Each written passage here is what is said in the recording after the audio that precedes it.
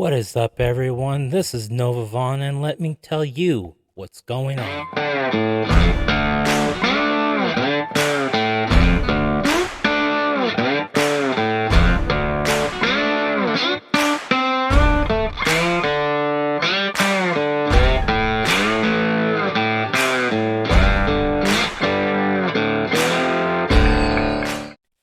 Well, Chapter 18 of The Mandalorian came out, and I really liked the episode. It was great, except for the opening scene, in which I will get in my recap.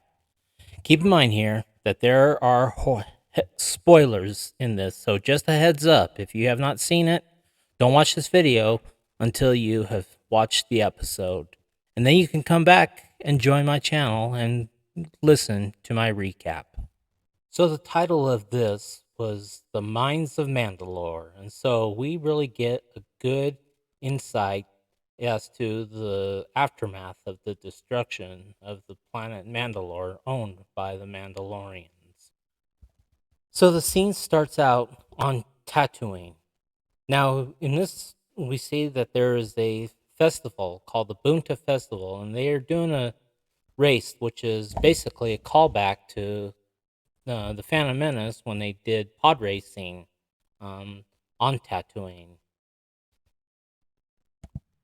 Now we see a conversation here between Pelly and Rodian, and she's a swindler. Let's just say that she's just a hustler. She, fits the description of the people who live on Tatooine, who are real swindlers and hustlers on that planet. Now, me personally, I don't really care for her character, but it's Disney; they want her on there. It's just she's not my character, and I could do without her, to be honest. So she's hustling this Rodian, who's if you notice, he's the callback to he's the same species as Greedo in The New Hope. So she's hustling him, trying to get every ounce of money she can from him. So after that, she sees Din and Grogu um, land in in her area, and now she's like, "Nice seeing you again." And so Grogu does a little force jump into her hands, and so she was very impressed with that.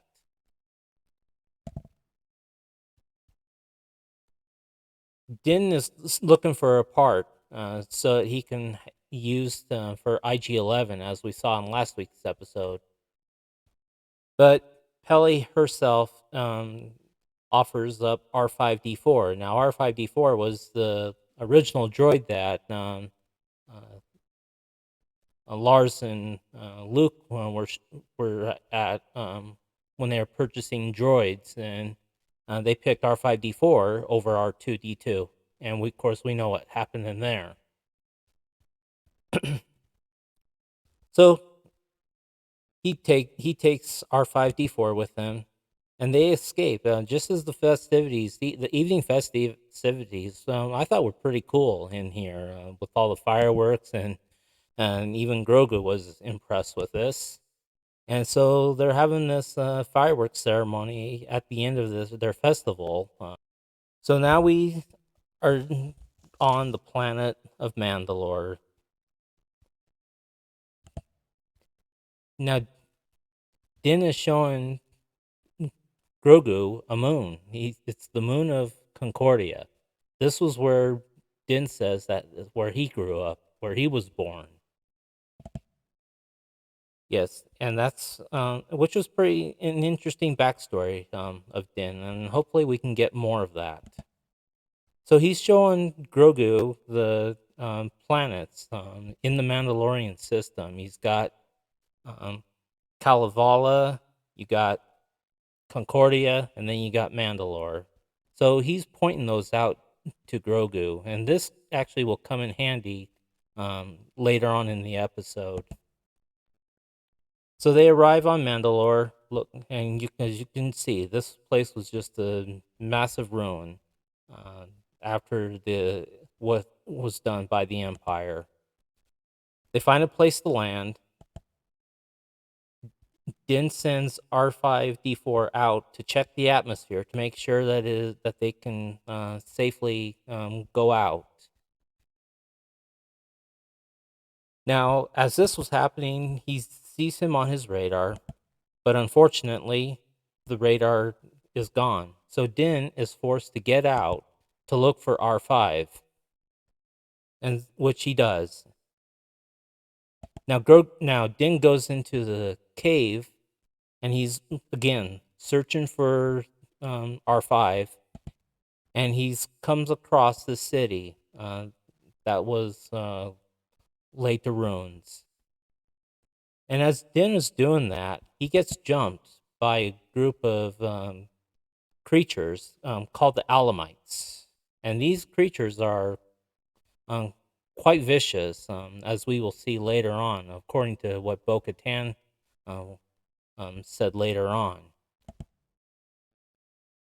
He's fighting them off. He's doing everything he can. He even gets his dark saber out.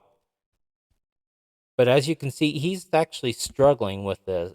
He still struggles with the dark saber and fighting these guys off. But Din does get the upper hand. He takes care of the Alamites here, and that's pretty much it. Yes, Din finishes off some of the Alamites. He finds R5. He helps him, gets him to his assistance, and they return back to the ship. Now they're looking at the scan, and R5D4 was checking, and he's checking based on what R5 has scanned, and it turns out that the atmosphere is not toxic. So Mando and Grogu get out, and they go back to the cavern, and they go into the city, and so they are jumping down there. Grogu in his pod, and Din Djarin using his jetpacks, and they're getting down. And they're going deep. They are going very, very deep down here. So Din, of course, is being on alert.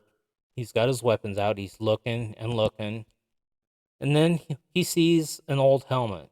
He's an old Mandalorian helmet. So he picks that up. And as he does, there's this creature that swarms and just from underneath.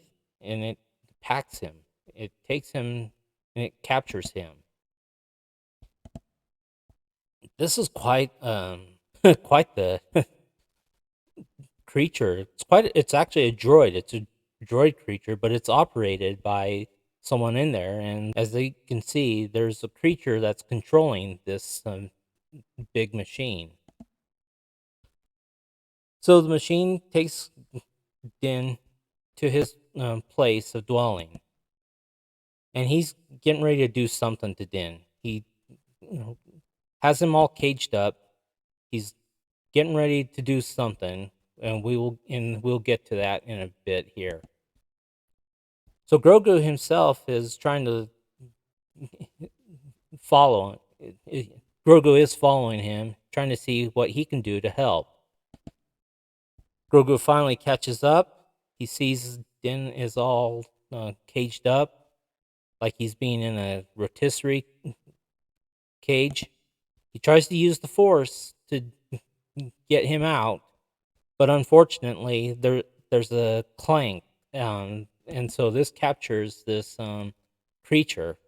Now, there's no one knows really who this creature is, but it was, like I said, this was an interesting creature that they had made. It was actually pretty nice. I actually liked it. Din is telling Grogu, leave, go get Bo Katan, and so that's what um, Grogu was getting ready to do.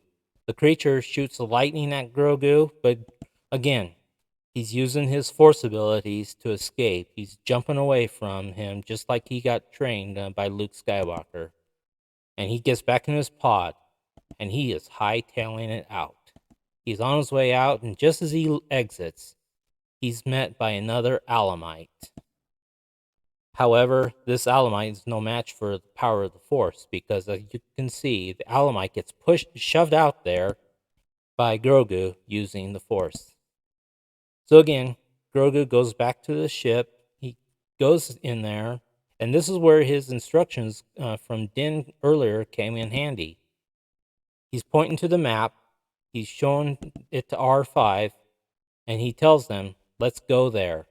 Of course, he doesn't tell them, "Let's go there," but you can just tell by the body language that that's where he wants him to go.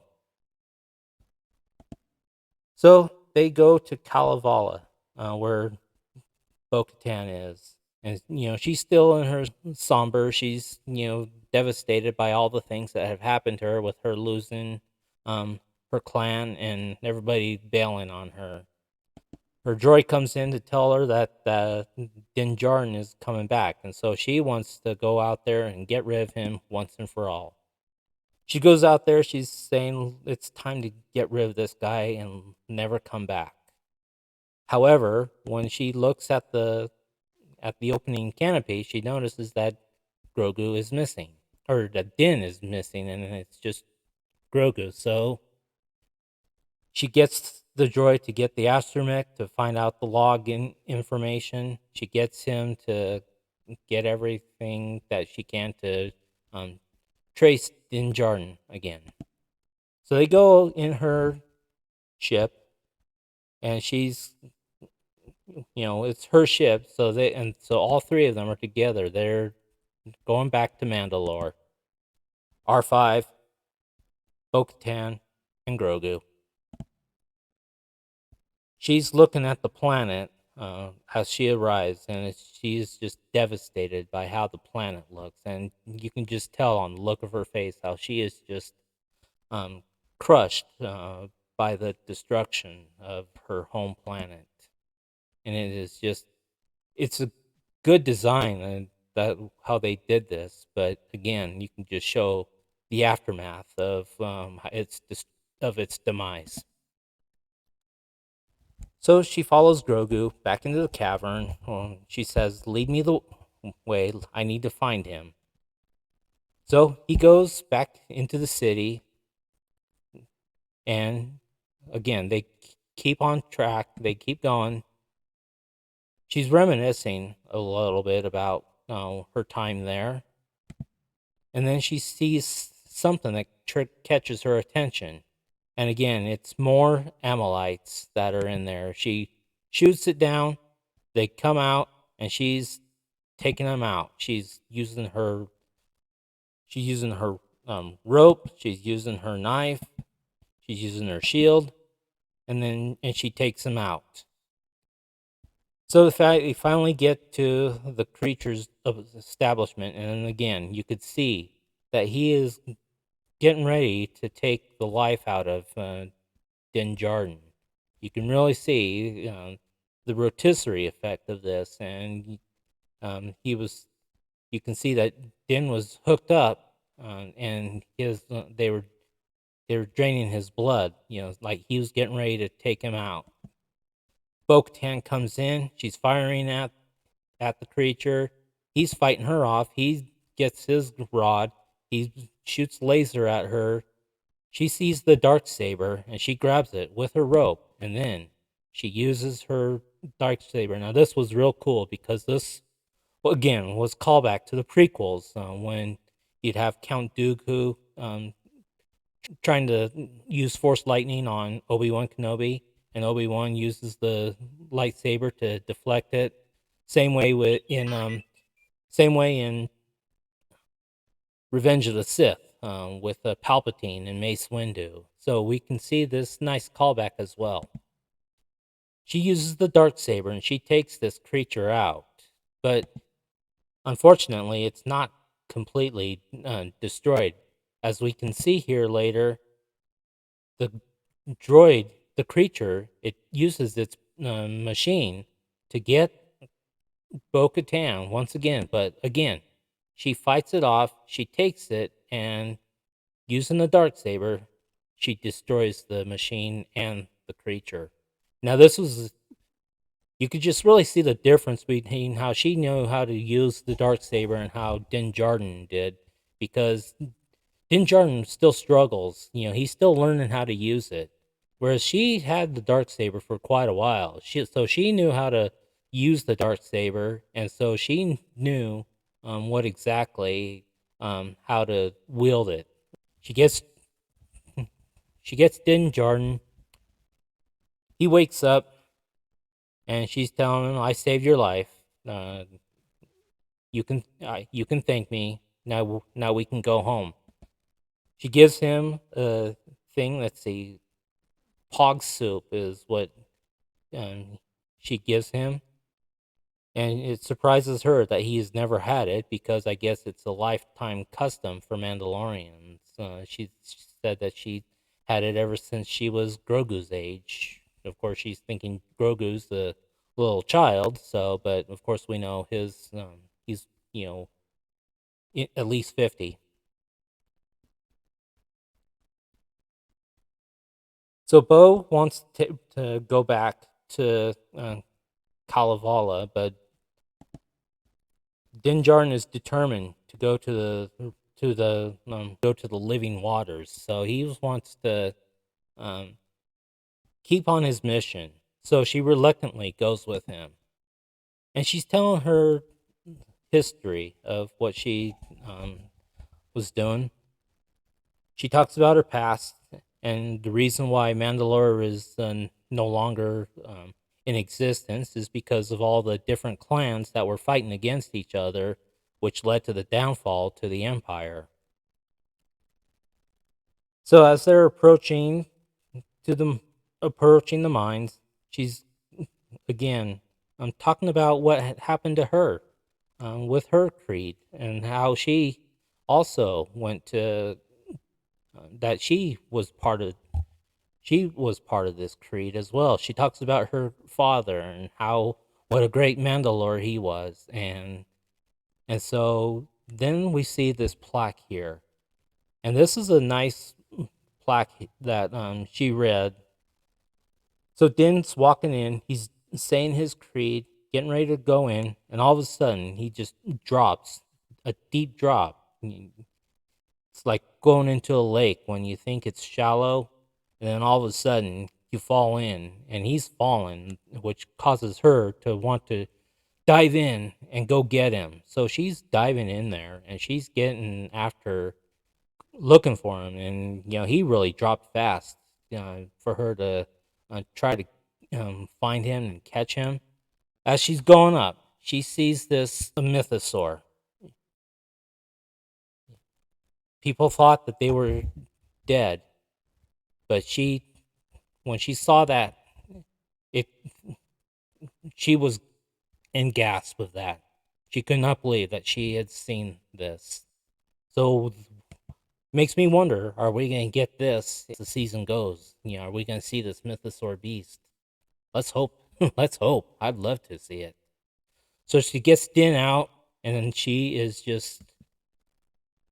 You can just see she was totally relieved by this. That's where the episode ended. So there you have it. That was the end of the episode. For me, I really liked this episode. I really liked the how they showed the designs of the ruins of Mandalore. I really liked these beasts that they were throughout the show. The Alamites, and then that beast that was out. And them trying to fight off that beast. That was just I really enjoyed it. I like that. I like the fact that Grogu was using his force abilities a lot more. He certainly has learned a lot since his training with Luke. I really like the fact that he was able to use his abilities to jump in and out of the N1 starfighter. I was really liked how he use that force to push the Alamite beast out of his way. And so Grogu's force abilities are going to be improving as the season goes along, I think. I also like the fact that they went down into uh, the mines of Mandalore when they went to the living waters, the plaque that was presented. I like Bo Katan telling about her history. I really loved that she came across the Mythosaurus. That was, to me, that was a great moment of wow, that was excellent. I loved it. Now, what I did not like about it was, the opening scene when they were on Tatooine, and then we had to deal with Pelimato. I really can't stand her character. It was this scene here, which was why I would have given this a very high rating. Um, it was this scene and dealing with her character dropped the rating for me. I really cannot stand Pelimoto. I just think she's a waste of a character, in my opinion. So overall, as this series was definitely to me was better than last week's. Last week I gave the the episode a 7.75. This definitely going up past 8. It's not quite 8.5. I really had to do major deductions with the Pelimato character. Like I said, I just can't. It's just a major docking for me. So overall, I'm giving this an 8.25. 8.25 is my rating. So let me know, what did you like about the episode? What did you not like about the episode? What ratings would you give it? Please let me know in the comments. So that concludes my recap and my review of this episode. This is Nova Vaughn saying thank you for watching. And remember, it's never too late for a new beginning in your life. So be positive, be cool, and you will be all right.